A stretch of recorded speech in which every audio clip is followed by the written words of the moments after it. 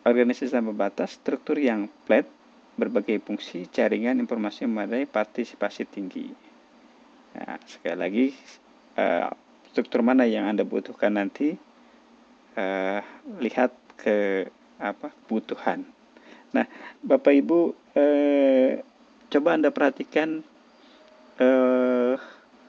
kan di UT itu kan ada bapel, ada pusat gitu ya. Kira-kira itu masuk yang mana? Organisasinya, organisasi yang ada di kampus Anda.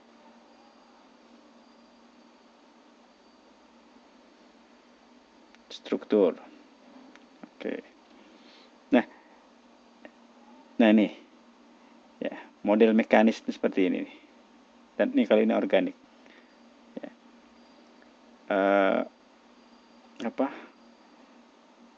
Banyak gitu ya, banyak spesialisasi mekanis itu ya. Ya, ada yang bagian akademik kalau di UT itu ya, ada yang bagian kesiswaan, ya, ada bagian apa lagi?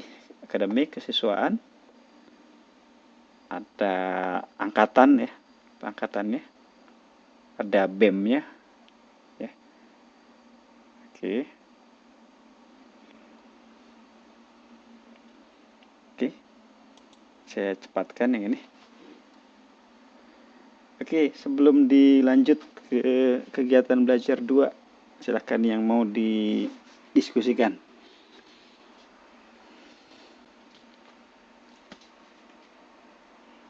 CEO.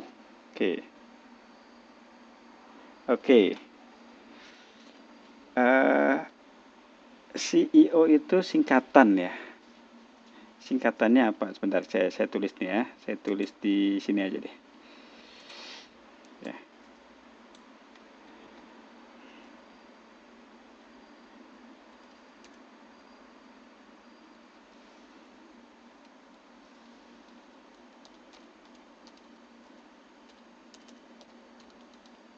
Nah, CEO itu Chief Executive Officer. Jadi sering atau sama dengan ya.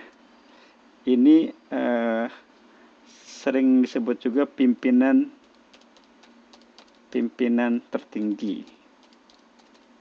Ya, pimpinan tertinggi di dalam atau sama dengan juga sebenarnya direktur gitu ya, direktur utama atau presiden director ya. Nah, ini yang pertama gitu ya, pimpinan tertinggi atau direktur utama atau presiden direktur. Nah, sedangkan general manager ya, itu kalau kita lihat adalah manajer yang fungsi atau yang kedudukannya gitu ya, itu di atas manajer unit gitu. Jadi mengepalai beberapa manajer. Nah, tapi tidak selalu ada gitu ya, tidak selalu ada general manager di satu perusahaan. Ada kalanya manajer langsung berhubungan dengan director. Ya, jadi kalau kita gambar gitu ya, kita gambar seperti ini ya. Sebentar. Kan ini direktur utama. Nah, di bawah direktur utama ada lagi yang disebut direktur, sekarang direktur pemasaran gitu ya. Ya, direktur, ada lagi di sini manajer ya. Nah, baru di bawahnya misalkan supervisi atau penyelia. Nah, kadang posisi di atas manajer ini kalau manajernya banyak, ada general manager gitu ya. Nah, hierarkinya si manajer harus lapor ke GM, GM baru lapor ke director, director baru lapor ke direktur utama. Gitu. Mbak Yuli Hamidah, ya silahkan masuk Pak. Oke, nah sedangkan CEO ya, ini hanya sebutan ya untuk pimpinan tertinggi ya dalam satu perusahaan. Oke ya. Nah, sekarang kita coba lihat yang ini. Kita lihat kegiatan belajar 2 ya. Kegiatan belajar 2 ini ada konsep dan fungsi manajemen SDM. Nah, pertama pengertian sumber daya manusia, proses manajemen sumber daya manusia, rencanakan kebutuhan, proses mendapatkan SDM yang dibutuhkan, kompensasi untuk para pekerja. Kita lihat satu-satu ya. Nah, ini sebentar.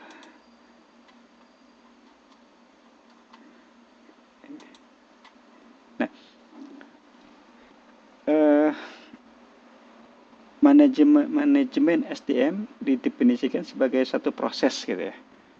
Nah, proses apa? Merekrut, mengembangkan, motivasi, serta mengevaluasi seluruh sumber daya yang diperlukan perusahaan dalam mencapai tujuan. Nah, ketika Anda bekerja di Taiwan ini, ya, itu melalui proses yang pertama tadi, ada rekrutmen, ya. Nah, bagi yang bekerjanya di formal, di pabrik gitu ya, atau di pekerjaan formal, maka ada semacam sistem evaluasi di sini. Nah, tapi bagi yang informal, itu biasanya begitu habis kontrak, tidak ada aktivitas evaluasi, bisa kembali lagi gitu ya. Seperti terputus ya, kontraknya habis sudah gitu ya. Tapi kalau di yang formal ya, di proses rekrutmennya itu dilakukan, kemudian ada evaluasi. Nah, bahkan kalau misalkan kontraknya habis, itu langsung bisa diperpanjang gitu ya. Nah, yang dibutuhkan dalam proses manajemen SDM ini adalah bagaimana menempatkan ya ini the right man on the right place. Jadi menempatkan orang yang tepat ya di tempat yang tepat juga gitu ya.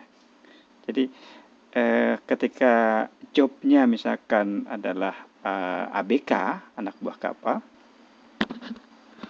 Halo, suaranya hilang? Mbak Retno, suaranya tidak ada? Oh, masih jelas ya? Oke. Di sign out dulu Mbak, kemudian masuk lagi. Oke, nah saya lanjutkan ya. Inti dari manajemen SDM ini adalah bagaimana mencari orang yang tepat untuk pekerjaan yang tepat gitu ya. Jadi kalau tadi ABK ya, ini kebanyakan ini case di Taiwan ya. Banyak ABK yang direkrut ya, itu tidak atau jauh dari kualifikasi yang dibutuhkan. Misalkan apa? Bisa berenang minimal kalau ABK. Karena tugasnya di laut gitu ya. Kemudian bisa menjalankan mesin misalkan. Nah, butuh keahlian tertentu gitu. Nah, kemudian Peter Drucker ini ahli manajemen ya. Bagaimana melakukan aktivitas tersebut secara efektif dan efisien. Nah, Bapak Ibu coba perhatikan yang di sini gitu ya, yang di hierarki ini ya. Di sini ada direktur utama. Ya. Nah, direktur utama ini dibawahi oleh manajer SDM. Nah, kalau tadi ada general manager, nah biasanya general manajernya itu di sini gitu ya. GM-nya di sini. Oke. Saya tulis ya. Nah, kalau tadi ada GM biasanya di sini posisinya. Ya, Tapi sekali lagi tergantung perusahaan ya. Oke. Nah, bikin jaring, minimal bikin jaring atau membetulkan jaring ya kalau di ABK. Nah, ini perhatikan yang ini. Ada divisi rekrutmen dan perencanaan ya. Begitu ada permintaan dari perusahaan, maka agen atau sponsor yang ada di Taiwan akan melimpahkan atau meminta kepada agensi yang ada di Indonesia misalkan. Ya. Kemudian ada divisi kompensasi dan kesejahteraan pekerja, ada divisi hukum dan serikat pekerja, divisi pelatihan dan pengembangan. Nah, semua ini diperlukan gitu ya, karena ketika orang direkrut ya, maka kompensasi atau imbalan kerjanya harus jelas gitu. Ya, berapa misalkan gaji pokoknya, kemudian jam kerjanya itu dari jam berapa sampai jam berapa. Nah, ini masalah di kita itu artinya yang informal ya, itu banyak yang tidak jelas gitu. Jam kerjanya lebih dari 8 jam sehari gitu ya. Ya, bahkan hampir ada yang 20 jam gitu ya. Ya. Nah, kalau yang di formal itu jelas gitu ya. Jelas. Nah, 8 jam rata-rata. Nah, kelebihannya bagaimana? Kelebihan jam kerjanya dihitung sebagai lembur ya, atau overtime-nya dihitung overtime-nya. Nah, itu masalah ya, masalah yang belum bisa diselesaikan terutama bagi pekerja informal. Oke, saya lanjutkan ya. Uh,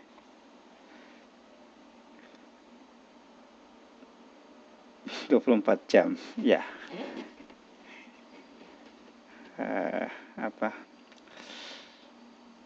Daya tawarnya masih kurang gitu ya kita ya, memang informal daya tawar, artinya position bargaining positionnya rendah gitu.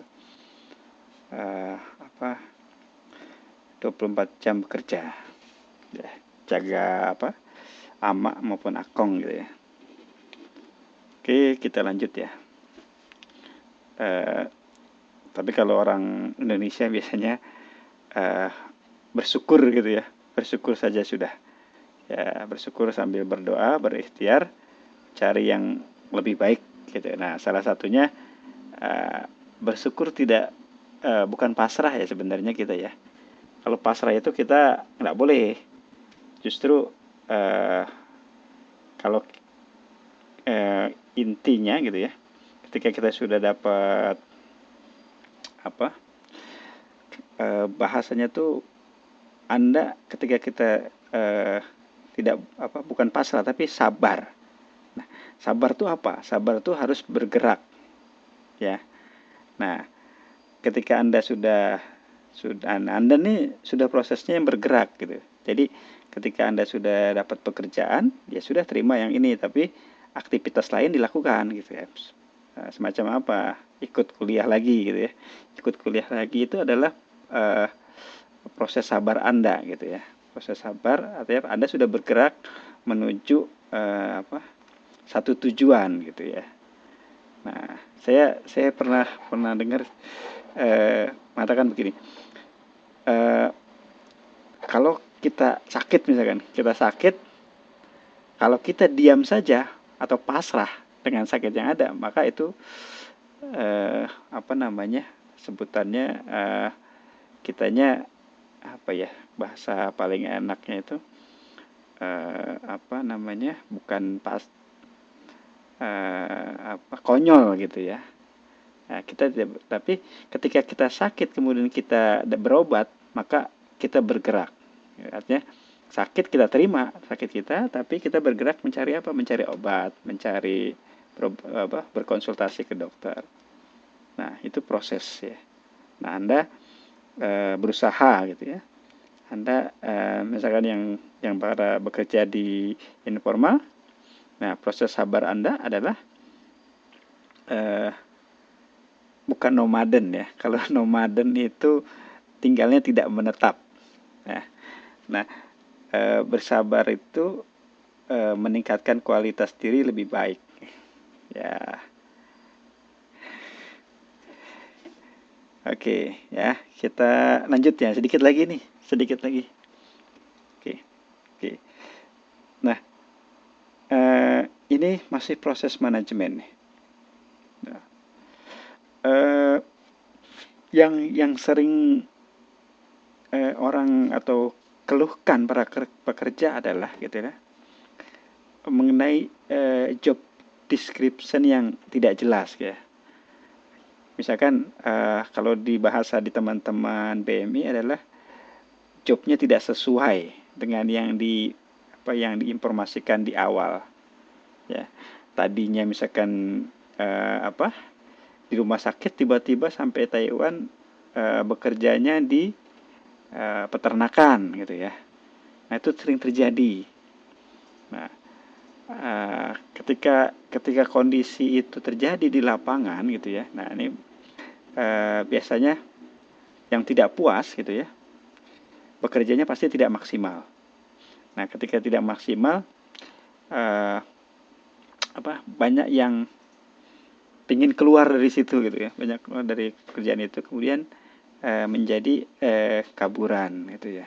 Nah, ini kondisi yang memang gitu ya, eh, Bapak Ibu yang ada di lapangan gitu ya, yang ada di tempat kerja masing-masing harus kalau kita kan di Taipei ini ada namanya KDEI ya, Kantor Dagang Ekonomi Indonesia. Di bawahnya di situ ada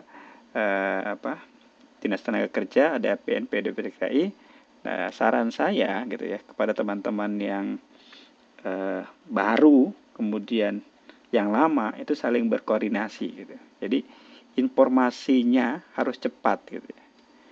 Ketika kita merasa dibohongi oleh agen kita, eh, kerjaannya pertama adalah A, ternyata dikasihnya B. Nah, maka kita berhak gitu ya. Kita berhak sebagai pekerja berhak eh, komplain kepada agensinya. Nah, eh, Bapak Ibu punya KDEI di sini gitu ya, punya kantor dagang yang mudah-mudahan mereka amanah membantu kita gitu. Oke, saya lanjutkan. Nah, ini contoh ya. Contoh bagian SDM dan strukturasi perusahaan. Nah, di sini nih. Ya, jadi bagian manajer SDM di sini gitu ya. Ini manajer SDM. Ya. Ini perhatikan nih kegiatan 1 dan 2 ya. Kegiatan 1 dan 2 artinya yang ini. 1 dan 2. Ya. Direktur utama dan manajer SDM akan bersama untuk menyusun perencanaan sumber daya manusia, bagian-bagian lain yang juga akan dikonsultasikan untuk mendapat mengenai kebutuhan pekerja mereka. Nah, ini biasanya owner atau perusahaan ya itu menyusun gitu ya, karena bisnisnya harus jalan ya, maka SDM-nya juga harus ada gitu ya. Nah, makanya disusun berapa kebutuhannya. Nah, ini direktur utama dan manajer SDM melakukan koordinasi bahasanya gitu ya. Nah, kemudian perhatikan kegiatan 3. Manajer SDM akan memperoleh gambaran yang lengkap mengenai jumlah dan keahlian pekerja yang dibutuhkan. Nah, tadi ketika sudah jelas gitu ya berapa kebutuhannya ya, maka si manajer SDM ya nah ini berdasarkan instruksi dari direktur utama gitu ya akan melakukan rekrutmen ya, kemudian orientasi ya. Biasanya kalau di Indonesianya diberikan pelatihan dulu gitu ya, diberikan pelatihan minimal mengenai bahasa dan kondisi negara yang dituju. Nah, kemudian menempatkan pekerja ya. Nah, kemudian secara periodik ya, memberi kompensasi dan insentif kepada pekerja yang sudah sudah ditempatkan. Jadi ada kompensasi. Nah, Bapak Ibu sudah ngalamin ini semua gitu ya. Sudah ngalamin. Nah, oke. Jadi kita kembali kemarin nih. Ini kelanjutannya. Yang nomor 3 saja. Ini nomor 2. Langkah-langkah yang perlu diperhatikan. Nah, kembali lagi ke tujuan semula organisasi gitu ya. Ketika sudah berkembang maka SDM-nya perlu ditambah. Nah, untuk perlu ditambah gitu ya, maka yang pertama dilakukan adalah analisis pekerjaan. Ya, apa pekerjaannya yang dibutuhkan, gitu ya? Apa yang dibutuhkan? Kemudian deskripsi pekerjaan digambarkan secara jelas, spesifikasi kerjanya bagaimana. Nah, ini penting saya kira di sini ya, karena orang akan bekerja dengan enak ketika deskripsi pekerjaannya itu jelas, gitu. Nah, kemudian menganalisis ketersediaan dan kebutuhan jangka panjang. Artinya kalau targetnya misalkan 20, ternyata SDM-nya hanya 10, maka butuh penambahan 10 lagi. Nah, kemudian diperhatikan juga di sini kebutuhan jangka panjang, artinya seberapa lama orang tersebut masih produktif, gitu ya. Masih produktif artinya seberapa lama orang pekerja tersebut bisa diberdayakan di perusahaan. Nah, makanya ketika melakukan rekrutmen, sering kita lihat ada batasan umur gitu ya. Ada batasan umur yang misalkan tidak boleh melampaui 30 atau tidak boleh melampaui 40. Ya, karena apa? Produktivitasnya kalau yang 40 ke atas sudah tidak baik lagi gitu ya. Nah, kemudian bagaimana kalau tidak ada? Ya, kalau tidak ada ya apa boleh buat gitu ya. Kalau perusahaan sepanjang sambil menunggu, sambil mencari lagi yang ada diberdayakan. Nah, melakukan tindakan penyesuaian tadi terkait seleri ya, keterampilan, pengalaman kerja gitu ya. Nah, evaluasi ini penting sekali, evaluasi dan modifikasi tindakan. Artinya kalau ternyata spek atau deskripsi pekerjaannya sama orang yang tidak sesuai, ya maka harus evaluasi kembali apakah orang tersebut pada saat perekrutan sudah benar orangnya yang dibutuhkan sesuai spesifikasinya atau tidak gitu ya. Nah, ini sering terjadi karena berdasarkan kenalan maka langsung dimasukkan tanpa diproses sesuai speknya. Nah, kalau yang ini ya, ini proses mendapatkan sumber daya manusia yang dibutuhkan ya. Pengambilan pegawai baru, rekrutmen internal maupun eksternal. Nah, kalau internal artinya misalkan ada jabatan direktur keuangan yang kosong, maka biasanya diproyeksikan untuk pegawai yang lama gitu ya. Nah, kalau pegawai yang lama kira-kira tidak capable, tidak sesuai kemampuannya, maka direkrut dari luar, eksternal. Nah, kadang juga gitu ya, perusahaan untuk memberikan suasana baru gitu ya terhadap perusahaannya, walaupun di dalamnya ada yang capable, tapi tetap diambil dari yang luar. Ya, itu kadang terjadi. Nah, proses rekrutmen kadang juga gitu ya dilakukan berdasarkan mutasi maupun promosi gitu ya. Kalau mutasi itu antar divisi yang sama dan sederajat. Tapi kalau promosi yang tadinya posisinya level bawah naik ke level yang lebih tinggi. Ya. Nah, promosi bisa antar divisi. Ya, begitu juga mutasi bisa antar divisi, bisa di dalam divisi yang bersangkutan juga. Nah, kemudian yang kedua, setelah pengambilan pegawai atau rekrutmen ini dilaksanakan, biasanya sering diadakan ini pelatihan dan pengembangan dalam bentuk apa? Orientasi karyawan baru.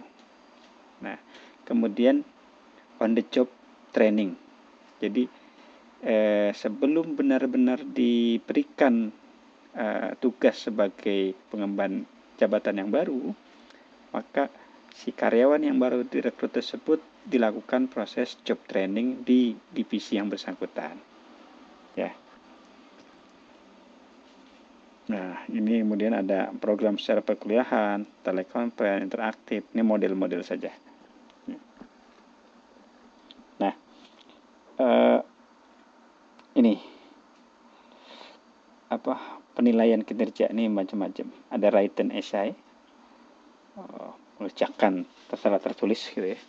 Kemudian ada pengurutan ranking, ada pemeringkatan, metode kejadian kritis, ada 360 degree evaluation. Nah, dievaluasi secara keseluruhan. Oke.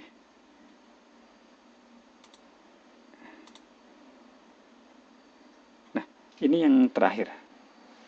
Ya. Ini yang terakhir kompensasi. Nah, ini menarik ya, menarik sekali. Ini kompensasi sering disebut juga imbalan gitu ya. Imbalan untuk para pekerja. Nah, kita lihat total kompensasi yang ditawarkan kepada pekerja ada dua gitu ya, ada dua di sini, ada finansial dan non finansial. Nah, finansial atau keuangan, non finansial bukan keuangan. Pendapatan langsung. Nah, pendapatan langsung artinya salary yang berupa gaji pokok. Kemudian ada insentif. Ya.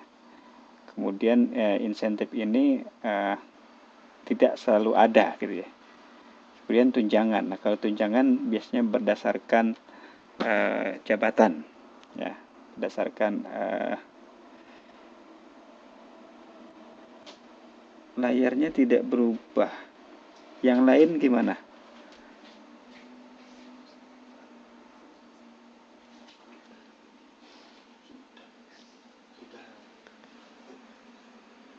Halo? Nggak berubah? Ini sudah berubah punya saya. Oh, bentar ya. Ah, ada kompensasi untuk para pekerja. Sudah ya? Oke. Ini menarik nih. Ya. Oke, saya lanjutkan ya.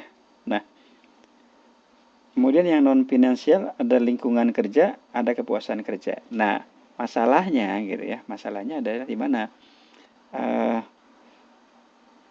ownership. Ya, ini menarik ini saya coba tulis. Pernah dengar kalimat ownership? Owner, pemilik. Nah, tipe pemilik perusahaan ya, itu kadang berbeda. Walaupun misalkan semuanya formal ya, pekerjaannya formal, pabrik misalkan. Nah, kadang tunjangan maupun insentifnya berbeda gitu ya. Ya, tergantung kepada pemiliknya lagi. Sekali lagi tergantung kepada pemilik. Nah, makanya yang sama biasanya adalah pendapatan langsungnya. Salary-nya sama. Kalau di Taiwan itu sudah ada standarnya. Anda lembur misalkan, itu sudah ada tarifnya, ya